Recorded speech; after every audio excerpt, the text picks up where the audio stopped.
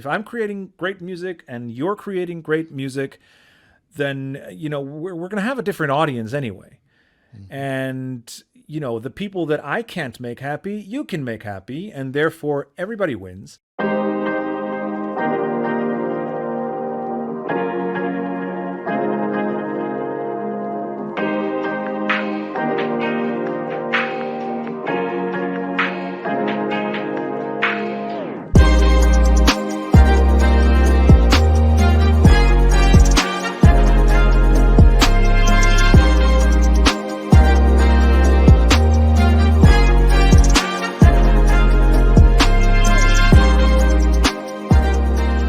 Welcome to Revelations, the place where we speak truth to power. I'm Cole Johnson, and I'm so glad you're able to join us. Our next guest has songwriting credits going back for 20 years with bands and as a solo artist. These days, he's a mental health advocate for recording artists and hungers to help songwriters get out of their own way and get more into their music. Ladies and gentlemen, the CEO of songwriting.net, Eyvindur Karlsson. And this is his revelation.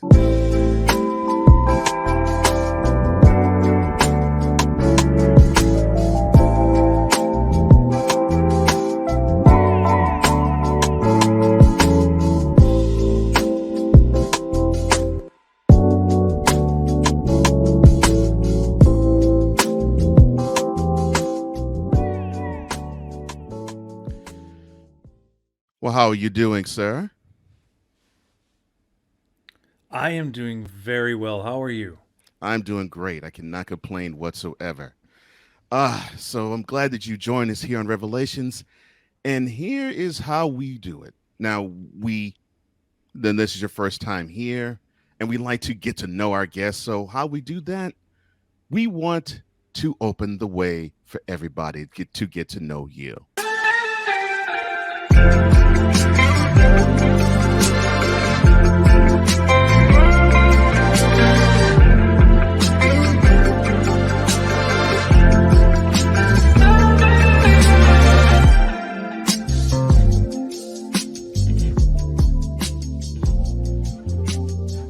Now, with Open the Way, conversation starts when vulnerability enters the room. Now, you you come all the way from Iceland. So, how would you describe the island that is near what people would term Scandinavia or Greenland?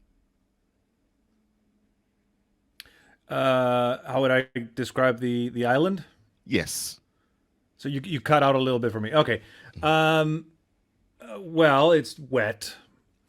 Uh, it's it gets it gets cold, but it's not as cold as people think. Mhm. Um, it's got a very unique landscape. Some people describe it as like being on the moon. Uh, so yeah, very unique rock formations and stuff like that. I mean, for me, it's safe. It's a great place to have a family, Mhm. and it's there aren't great extremes. It's not extremely cold and it's not extremely hot. Well, it's not hot at all, but but we never get crazy cold. We never get a lot of heat. So Mhm. it's kind of middle of the road like that. And also in terms of culture, I think because I find that we're sort of in the middle between Europe and North America, and I find that culturally we are a little bit as well. I think you'll find that Iceland is lot culturally a lot closer to North American culture than say Denmark or Norway. Right. So yeah, that's how I would describe it. Hmm. Yeah, I think that is one of the things that took me aback when I got a chance to study on the area. Now, you grew up in the capital of the country, Reykjavik. So, how was it like growing Yep. up there? growing up. Hmm. Um, well, it was a lot different than what it is today. Obviously, I'm very old, but it was again, it was so.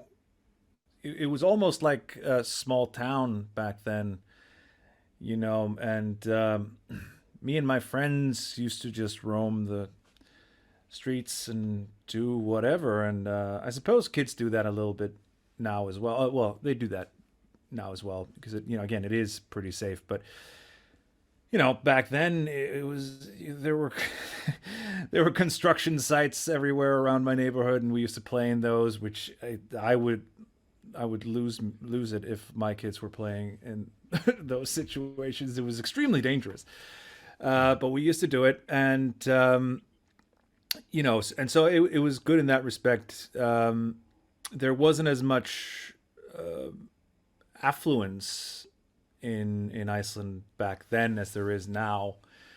Iceland is a pretty wealthy country, but it didn't feel like that back then. I don't think it was as rich back then as it is now. Mm. Mm. So yeah, so it had a small town feel to it. I think back then much more than it does now. Mm.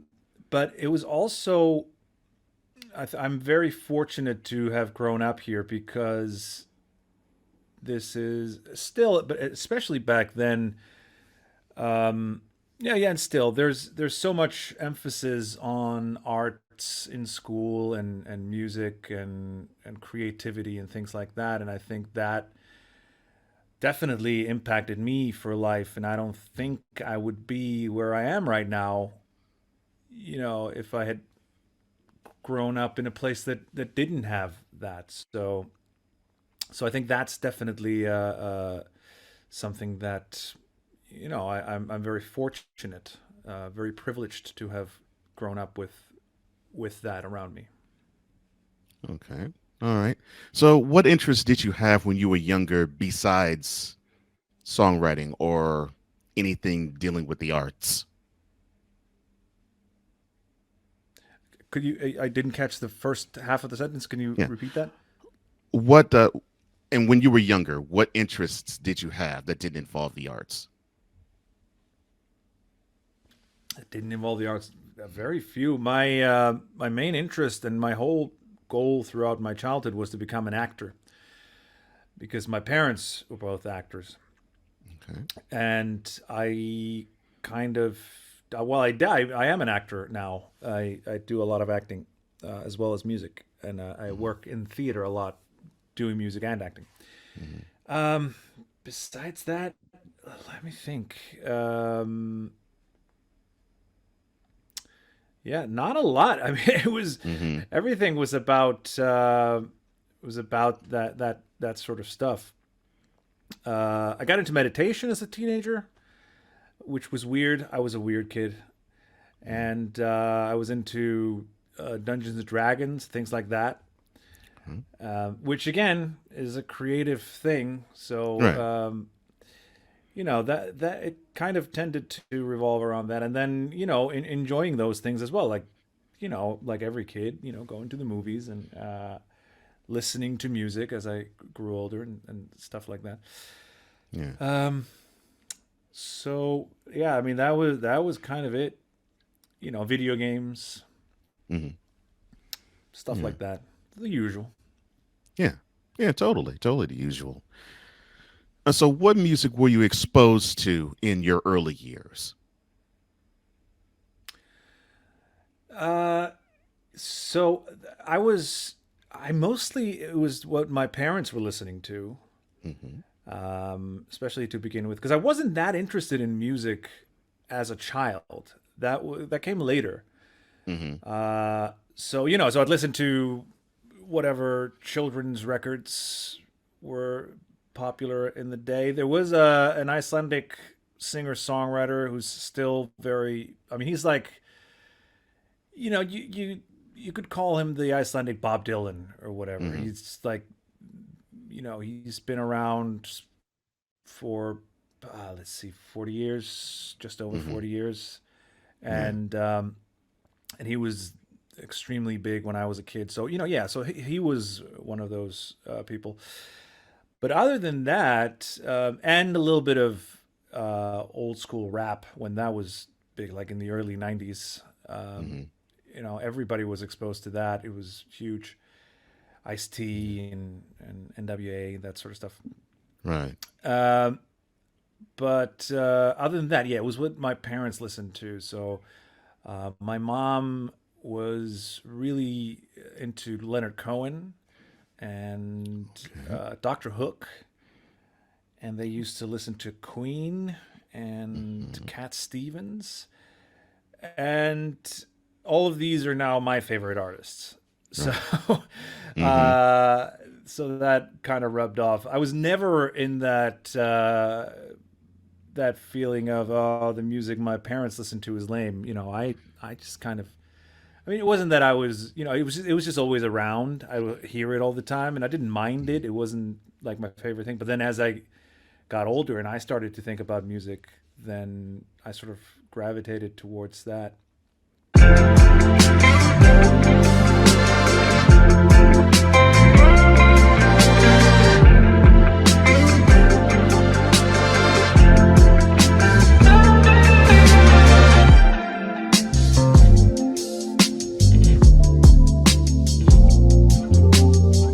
We'll be right back with more Eyvindur Karlsson right after this. There's a 100% chance of a laugh thunderstorm. Four men with different viewpoints take a movie, show, or documentary and review it uncensored, unfiltered, uncompromised, with no holds barred. Join BS3, Wilkes, King Doc, and H-Rap B as they take on Hollywood their own way. BS3 Network proudly presents The Forecast, where H-Rap B always predicts, if I owe you something, I ain't got it. And if you need it, get it from God. live every Monday at 8:30 p.m. Central. Check your local listings for your viewing and listening pleasure.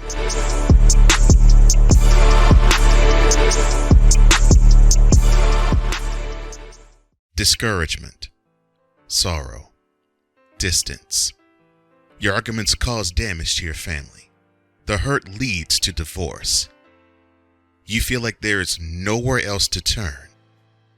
But there is hope for you. That's where we come into play.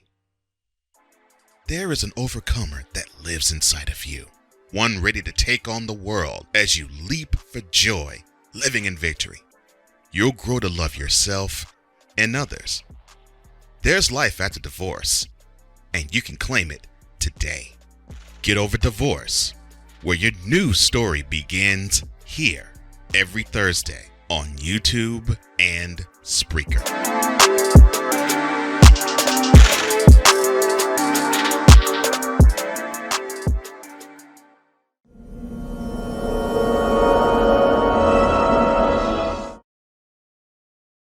Songwriter, recording artist, and entrepreneur Eyvindur Karlsson joins me on Revelations. He has sufficiently opened the way, and now it is time for us to walk across that bridge to prosperity.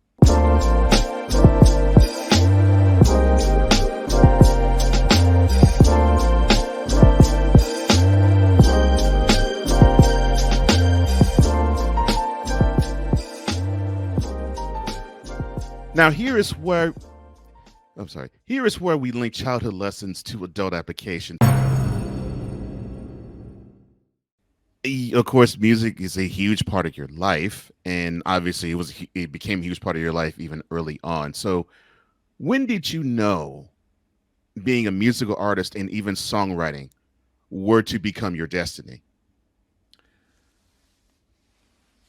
When did I know that music and songwriting were to become my destiny? Yes, sir. Well, I still don't know that. I I'm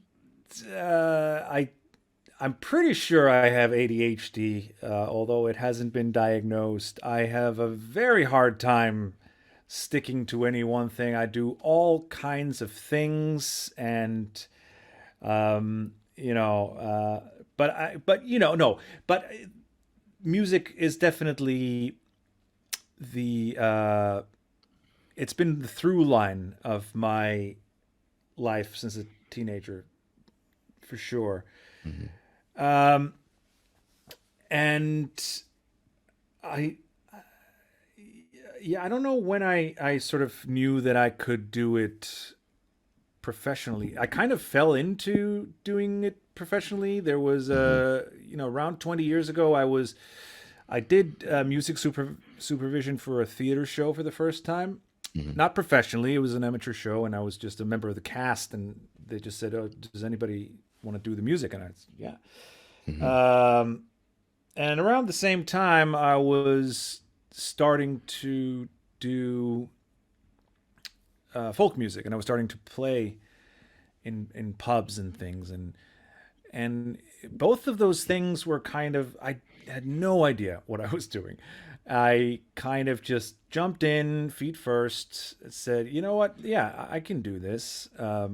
And I was really sort of just getting started. I hadn't really sung before. I had been a guitarist in a band or two, but I hadn't done any singing, and I hadn't done a lot of songwriting, and I certainly hadn't written that kind of the sort of acoustic uh, folk, country, blues stuff Hmm. that I was starting to do. And I was, but I just said, yeah, let's just do it. And me and my friend, we took a couple of songs that we had written, and we took a lot of covers, and we started playing these bars around town and getting paid. And so all of a sudden, kind of almost by accident, it was just because I saw like on the internet somewhere, somebody said, hey, yeah, if you're in a group, you can come and play here. And so we just said, yeah, can we do that? Sure. And so I kind of fell into it a little bit. And so that was almost exactly 20 years ago. Um, and uh, and it sort of grew from there. And I kept writing songs, kept doing it, and I think it just probably it might have been around because at a similar time I started doing stand up comedy, and I did that professionally for a little bit, Hmm. around 2005 probably, and I did both. That was like my thing. I'd play because I didn't. It was I was doing corporate gigs as a comedian, and I would play bars as a musician, and and then eventually I had a kid, and when you have children, it's very hard to do stand up comedy because it's a huge time commitment. You can't just sit at home at night. You have to be out performing.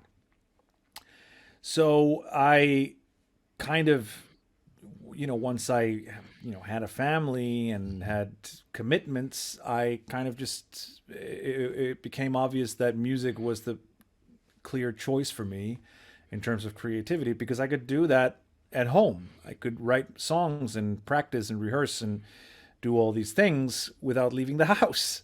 Right. So that's kind of so it wasn't really there wasn't ever I think a moment where I said, oh yeah, this is the path. It kind of just evolved from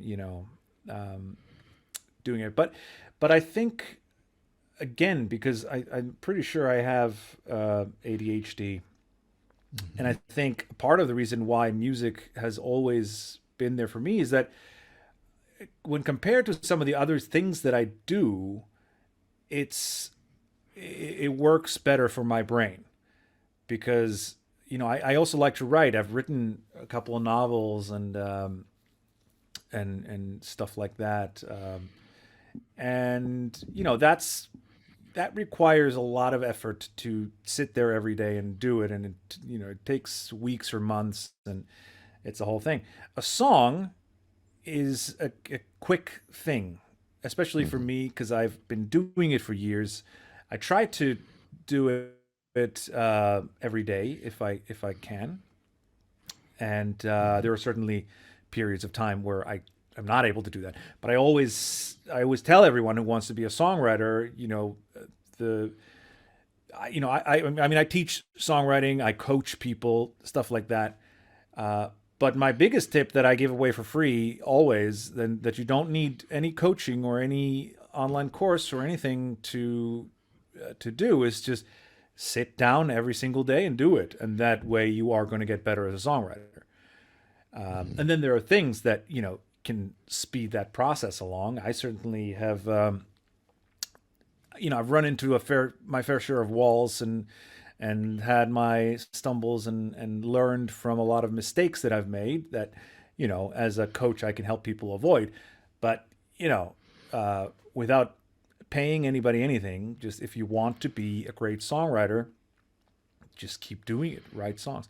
But again, it's that quick kind of thing. I can sit down and I can play my guitar for half an hour and come up with some ideas, and then I can spend a day or two polishing that, and then that's at least have a rough idea of what the song should be like.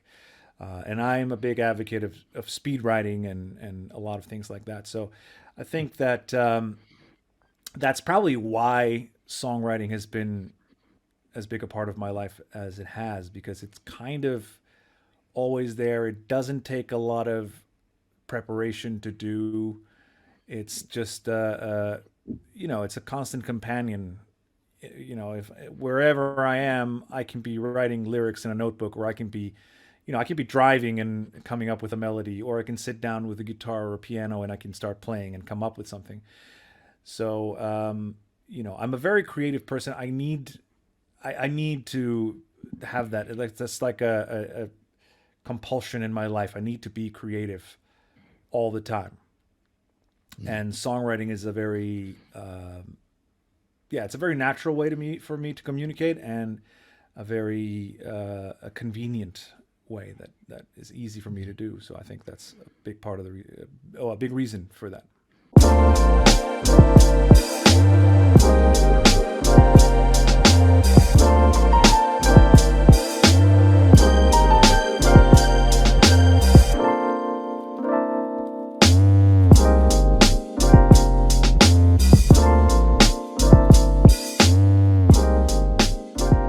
Eyvindur Karlsson on the other side. This is Revelations. Alicia. You can't hold somebody to that standard if you haven't voiced what you want and what you're needing from that. Mika. If you're not communicating expectations, you're waiting for your feelings to be hurt. Nicole. Yeah. A lot of people don't want to take the time out to be alone and to get themselves together. Ivan. You got to be willing to work through stuff. And from the jump street y'all done had problems, maybe you don't need to be working through those. BS3 Network proudly presents Queen 3 and King podcast. Live every Tuesday at 7 p.m. Central.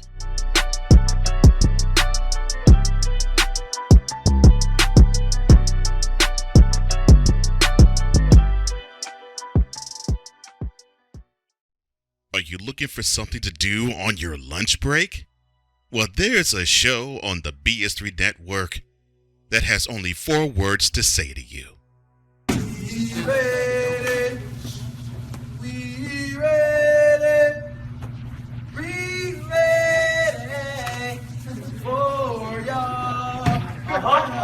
We ready, we ready.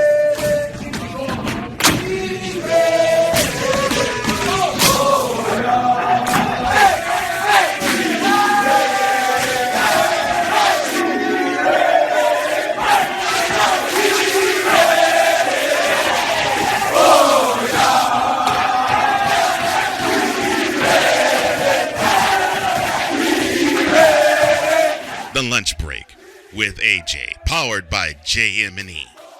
Live weekdays at noon Central.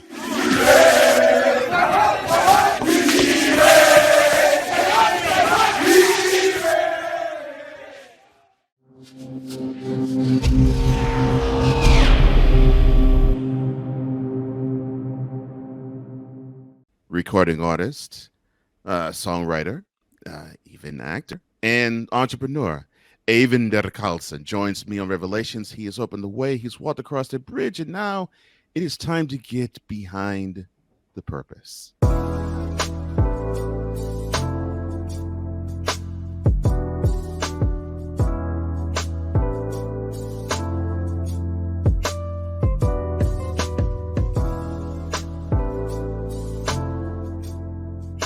Now, behind the purpose, this is the reason why we function the way we do.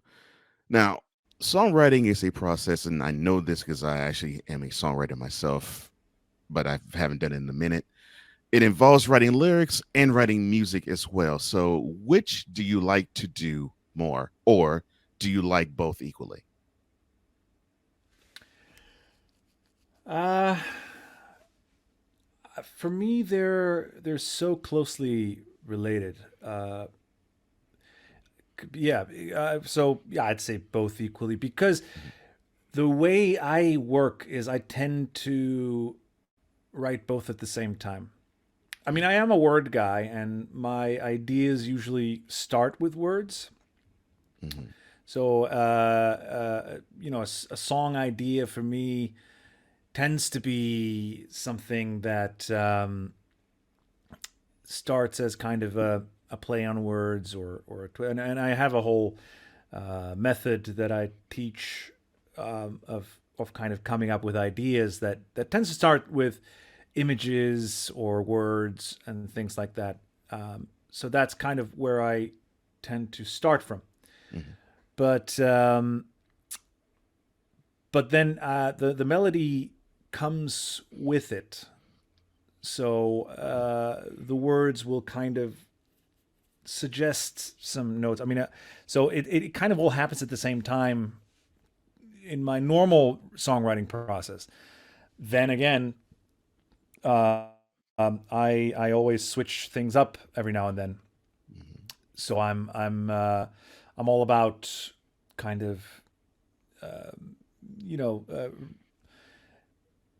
having a different process at different times just to stay fresh. So sometimes I will actually just write out lyrics without a song in mind and then write a song to it. Something I've been doing recently is to take some of my old songs and writing new lyrics from scratch to them. Mhm. Okay. So that's kind of new for me, and I think that's working really well. Big part of the reason why I started doing that was that I wanted to have some songs in Icelandic because I tend to write in English, and so I just took some of my like some unfinished songs or songs that I hadn't done anything with, and I just wrote new lyrics in Icelandic to them, which is kind of a challenge to myself. And I actually recently released an album with it has a few covers in English, but the originals are all in Icelandic on that album. So so yeah, so that's kind of it. But at the same time, when I work in theater, I tend to write to pre-existing lyrics. So at that time, I'm only doing music, and that's a completely different challenge. And I really love doing that as well. So it's I don't know if I have a preference really. I love every part of the process. I also recently, in the past few years, I've been doing more. I've been sort of experimenting more with the arrangements and the studio process. I have a pretty great setup now in my home studio, especially in terms of software. So I have all of these virtual instruments that I can use to create,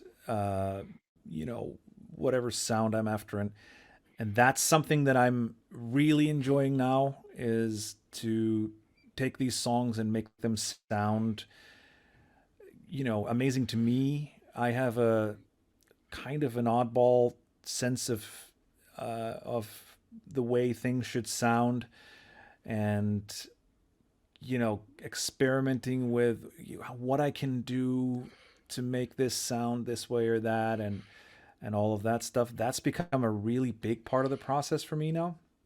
And I was very fortunate. I'm now working on on a theater production that I'm acting in, and I'm also writing and producing all the music. And for the first time in my theater career, I'm using playback in that show, and so I'm having a lot of fun figuring that out, how to make the playback work on stage, which is a completely different thing from recording an album. So I mean, to me, it's all very rewarding every step of the process, and I think, I wouldn't want to.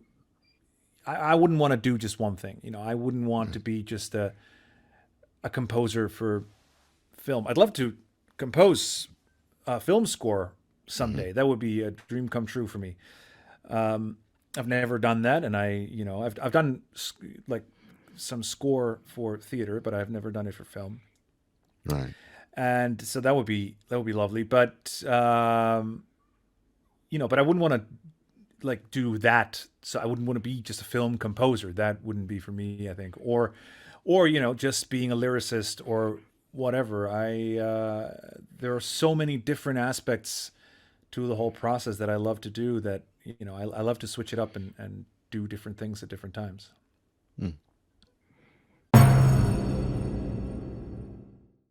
Now your passion is songwriting, but it's also mental health as well. So help me out here. What to you is the connection between songwriting and mental health? The connection between that? Yes. Yeah. Well, my whole thing is, I mean, is kind of in a way to separate the two. Funnily enough, so I've done talks on this and things, and I did a podcast episode as well, which you can find on songwriting.net. But the whole thing for me is that, yes, I mean, songwriting can be very therapeutic, as can any art form. Right. But to me, it's a little bit dangerous. It's a slippery slope, because we've all heard the fallacy that artists need to suffer to be creative. And that's a very dangerous idea. And I fell victim to that in my earlier years as a songwriter and as a comedian as well. It was this whole thing, I was very depressed. I drank too much. I smoked too much. I ate too much. I didn't take care of myself at all. And I was, in a way, subconsciously at least, kind of scared to be happy, because I was afraid that the songs would leave me. And what I've come to realize in later in my life is that no, it's not this. Well, in a way, it is the pain and suffering that does spark creativity. Right. But it doesn't have to be ongoing. And first and foremost, an artist needs to give themselves permission to be happy and to heal. But of course, trauma is experience, and experience is what informs your creativity and helps you to create something profound. However, I also maintain that empathy is a lot more important than actual experience, because if you have empathy, then you don't have to live those things. You can imagine them. You can write a murder mystery without murdering anyone. Right. And you can write songs about suffering without actually suffering. And it's true that, pain and conflict is what creates drama, and that's what you want in your songs.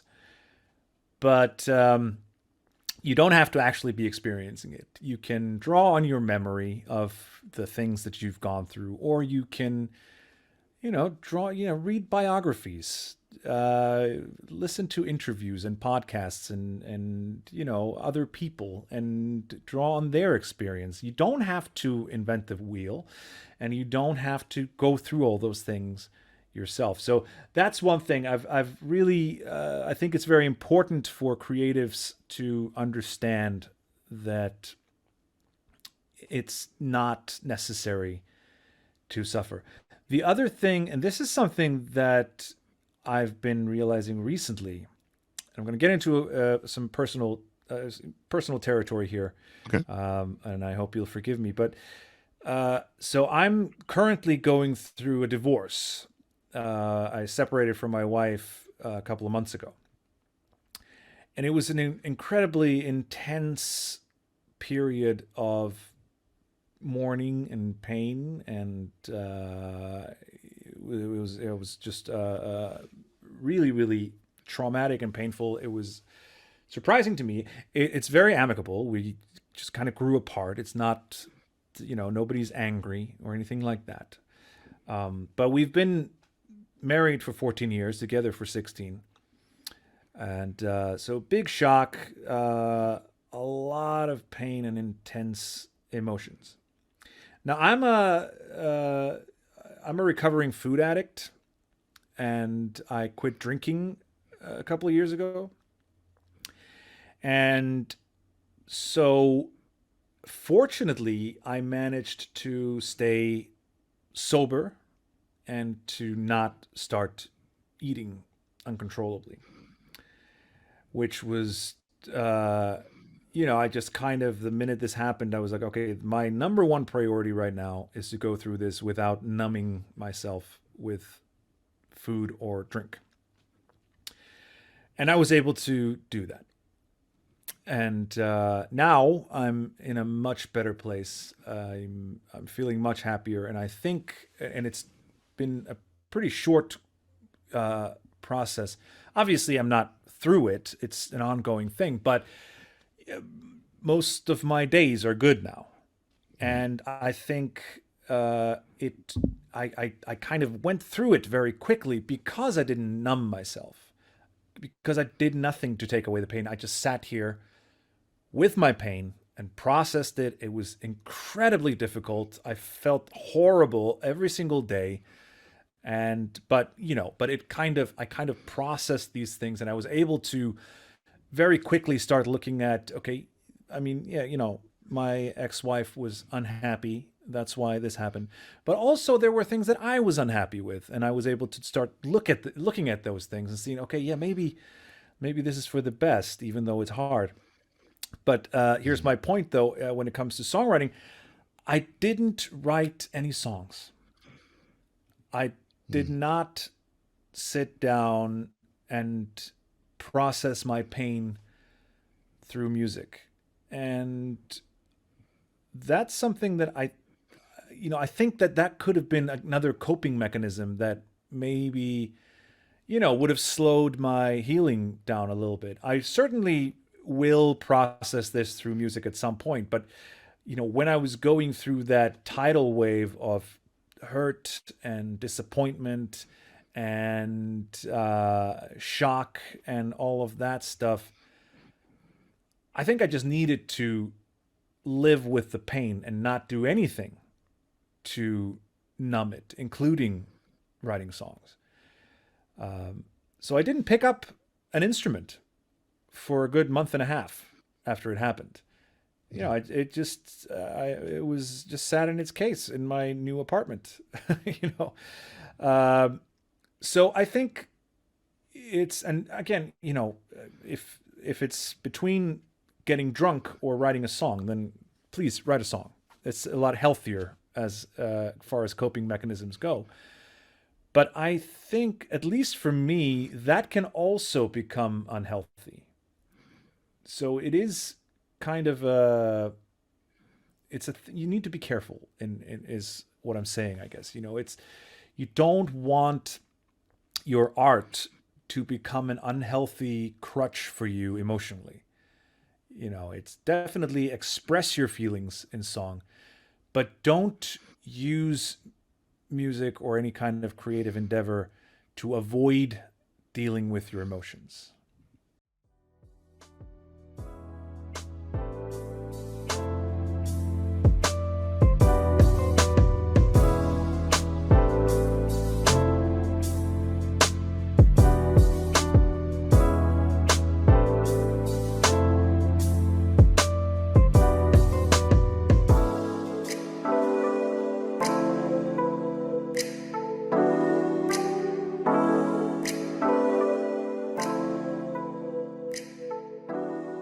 We'll be right back with more Eyvindur Karlsson.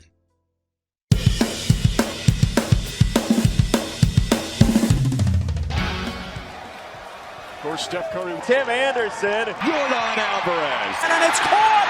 Debo Samuel with the catch. Michael Jordan can sense the throw, just got the king. BS3 Network. The hottest of hot takes. The coldest of cold hard facts. This is Snowman in the Morning with Cole Johnson. Weekdays at 8 a.m. Eastern. Check your local listings for your viewing and listening pleasure.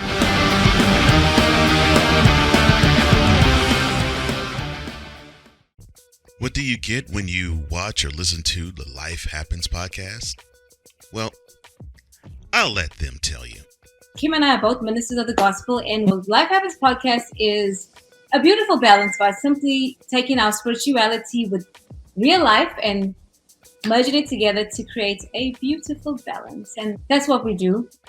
BS3 Network proudly presents Life Happens podcast, where Christianity and life intersect. Live every Wednesday at 7 p.m. Central.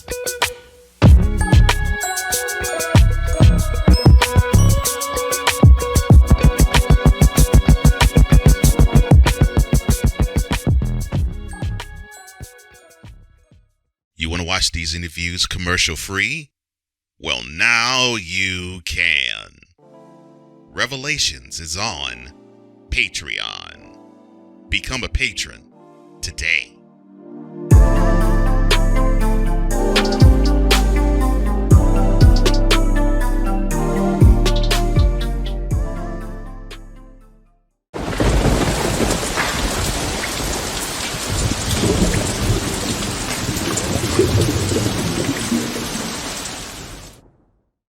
Songwriter, recording artist, and entrepreneur Eyvindur Karlsson joins me on Revelations. He's opened the way. He has walked across the bridge. He has given us the reason why he is the way he is. And now it is time to bring it all to light.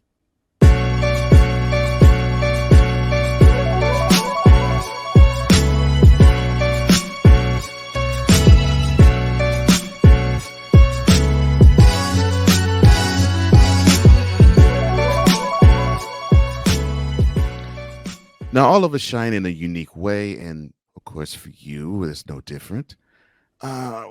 What is the difference between working the craft of songwriting for yourself and being a coach in supporting others? That's a great question. For me, I mean, songwriting is a pretty solitary thing a lot of the time. Sometimes you write with others. I've not done a lot of that, but a little bit. And so it's kind of, you're sitting there and you're doing your thing, and and then hopefully people will like it once you get it out there. But then, and then working as a coach and working with others in that way, for me is I guess it's kind of the means to the same end, because the thing is, one of the main reasons why I do what I do is and anything creatively. Well, again, like I said, I have kind of a compulsion to be creative, but then to share it with the world is, of course, one part of it, and anybody who tells you different is lying. One part of it is just a need for acceptance and recognition. I don't think there's any creative person who doesn't have that need for people to love them. That's definitely a part of it. But another thing, this is something that that I really discovered early on, is the feeling of making people happy. Which is kind of a flip side. It's the other side of the same coin, is that you want that feedback, that people enjoy what you're doing, because you want them to be happy. You want to know that you've made somebody happy. And that's why comedy was a great thing for me and for so many people, because the feeling of making people laugh is just such a wonderful thing, because you're making people happy. It's like a micro moment of happiness. When people laugh at a joke, it's like a micro moment of happiness. And for me, it's the same thing. If I'm on stage playing music and I can see people in the audience really enjoying what they're hearing, and you can see it when people are really getting into it. You can see the enjoyment that they're getting. That to me is a priceless feeling. And I always say, you say changing the world one conversation at a time. Mm-hmm. I always use a similar thing. We can change the world one song at a time. Right. Because songs make people happy, and I maintain I'm a very optimistic person. I'm not a religious person. I'm not a spiritual person in a higher power sense. My spirituality is creativity. But I firmly believe that people are good. There's, evil is to me, it's like it's a mental defect. It's not a force, it's not something that anybody's born with or whatever. There's certainly evil out there, but it's because of, there's something wrong with people. And to me, I think that if the more people we can make happy, the better place the world is going to be. And so if I can write a song that will make somebody really happy, even if it's just for a little bit, then I've made a positive impact in the world. And that's why, for me, the reason I wanted to start, to create my online course and to start a coaching program and all of that stuff, is because the more people that create great music, the better the world's going to be. And I never get... I sometimes see people that get into a competitive mode when it comes to art.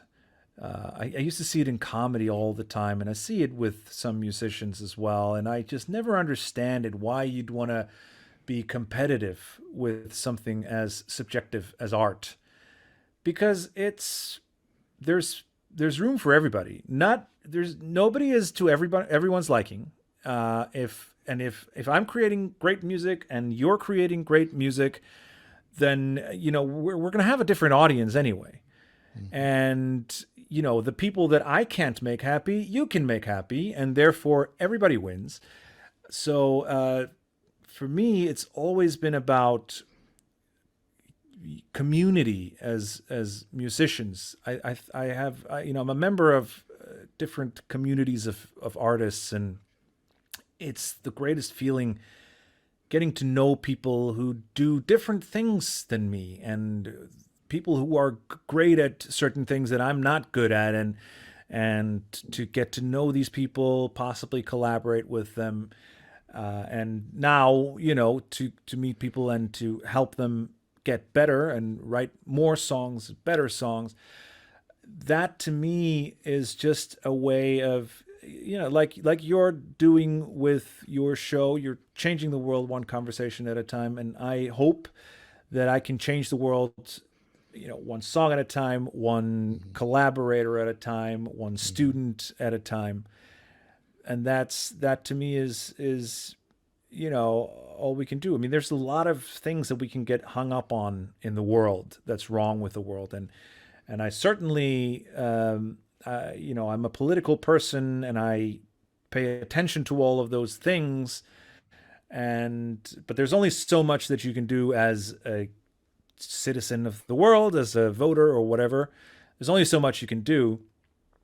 But if you can look at the world and say, okay, what's one small thing that I can do to change however little, then that's what you should do. And for me, that's, making people's lives just a little bit better by, singing them songs, telling them stories.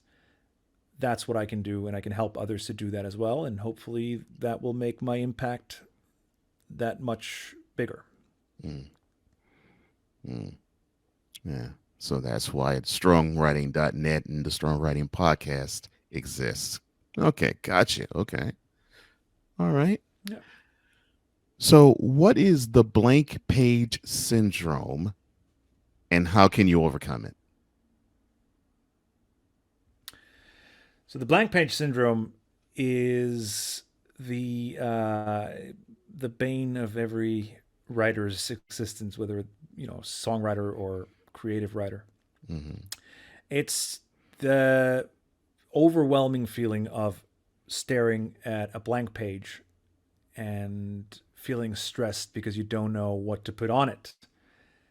It's another word for writer's block, basically, but Right. it is so much more prevalent when you're looking at an empty page. And what you can do to overcome it is to have a system so that you're never staring at an empty page. So that's what I do, and that's what I teach is, I'll start by going through systematically through exercises. And I have a bunch of different ones, but, essentially it's, you start by, free association, writing down words, writing down imagery, any sort of random idea, and just writing them down really quickly, not thinking too hard about it, just getting a bunch of different things down on the page without censoring yourself, without, again, without thinking too much about it. And then I go into, music and doing all different things.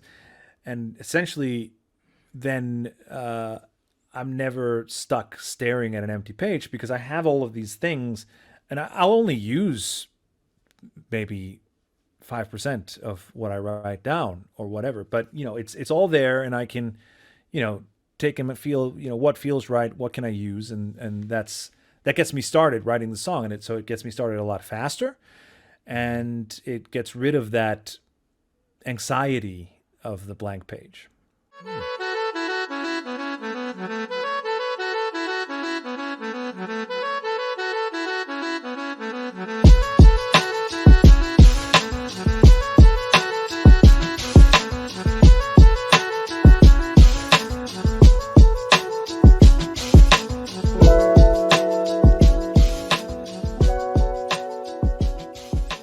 Songwriter, recording artist, entrepreneur, and of course, songwriting coach, Eyvindur Karlsson joins me on Revelations. And now it is time to do what I always do with every guest here.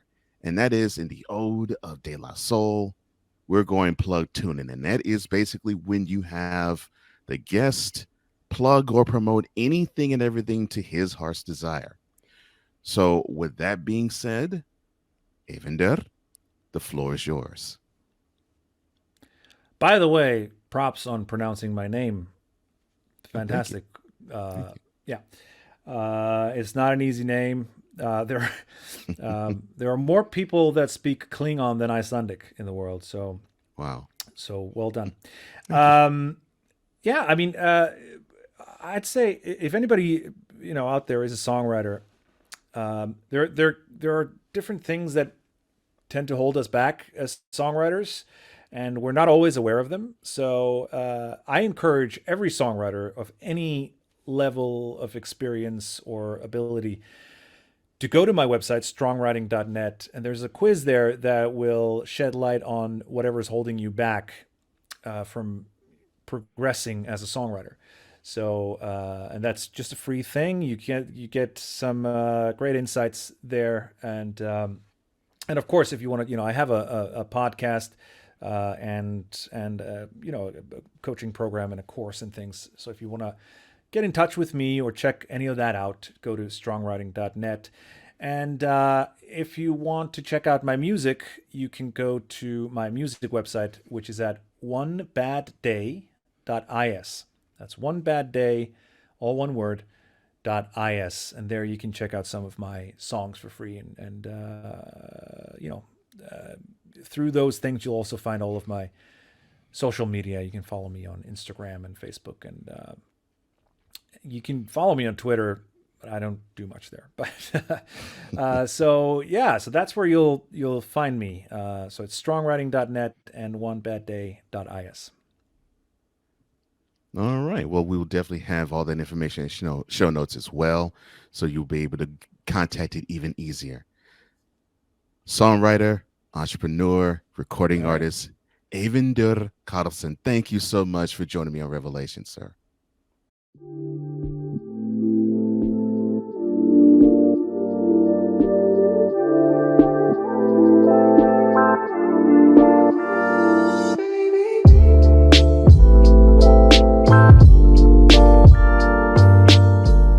It was once said that music not only has the power to move, but also remove. It has the power to move your body and the power to remove your worries and concerns. But the process sometimes can be stressful. All you need is that one word or the right melody to send you on your way to create nirvana.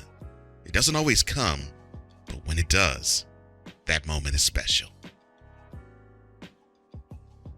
The Bible says, "Sing to him, sing praises to him, tell of all his wondrous works." This particular singer-songwriter feels the need to change the world with not only his songs, but his approach and process. Music, to Eyvindur, has moved him to action and removed all doubt in his life. He hopes his students feel the exact same way.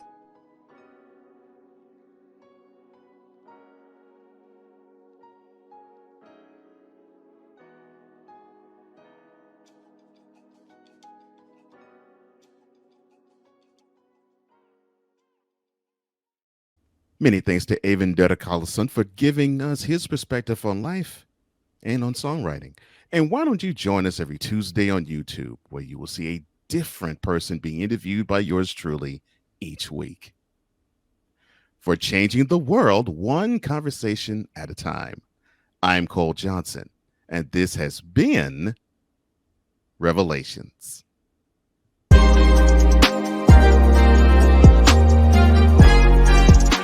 Thank you for tuning into Revelations. To download this episode, go to Acast and type Revelations. For apparel, go to Spring and type Revelations. Music by Lakey Inspired.